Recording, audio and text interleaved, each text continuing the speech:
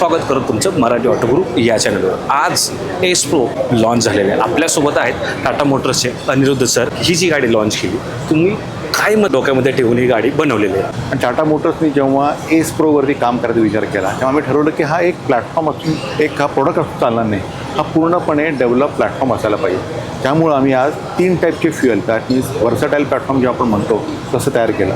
आणि ही व्हर्सटाईल असल्यामुळं वेगवेगळ्या कस्टमरच्या रिक्वायरमेंट आम्ही फुलफिल करतो। आणि आजकाल सेफ्टीसाठी खूप लक्ष दिलं जातं, त्या संदर्भात काही सर्टिफिकेशन? तर एस प्रो EVमध्ये फर्स्ट टाईम AI 096 हे आम्ही full frontal crash safety norms meet केले ह्या व्हेकलवरती। ड्रायव्हिंगबद्दल जर विचारायचं झालं त्यासाठी काही सर केलं आहे कम्फर्टबद्दल? ते त्याला फटीक फ्री ड्रायव्हिंग असलं पाहिजे, पण त्याला सतत सस्पेन्शन हे अत्यंत आरामदायक वाटलं पाहिजे, पण तेच त्याला वेगवेगळ्या टर्नवरती हे आरामदायक वाटलं पाहिजे।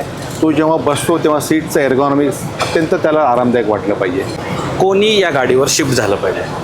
की ज्यांना वाटतं की जसं ॲडव्हर्टाईजमेंटमध्ये बघितलं की ज्यांना वाटतं की मला 3 व्हीलरवरनं आता मायग्रेट व्हायला पाहिजे, सेफ व्हेकलला मायग्रेट व्हायला पाहिजे, माझं अर्निंग पोटेन्शियल वाढलं पाहिजे, ज्यांना वाटतं की त्यांना अंतरप्रोनर व्हायचं आहे, ज्यांना वाटतं की अब मेरी बारी है, ज्यांना वाटतं त्या लोकांना सगळ्यांना ही गाडी अत्यंत उपयोगी पडेल। तर मित्रांनो, हे होते कुलकर्णी सर, ज्यांनी आपल्या चॅनलशी जुडलेले आहेत। कुलकर्णी सर, धन्यवाद आणि खूप खूप अभिनंदन। Thank you very much.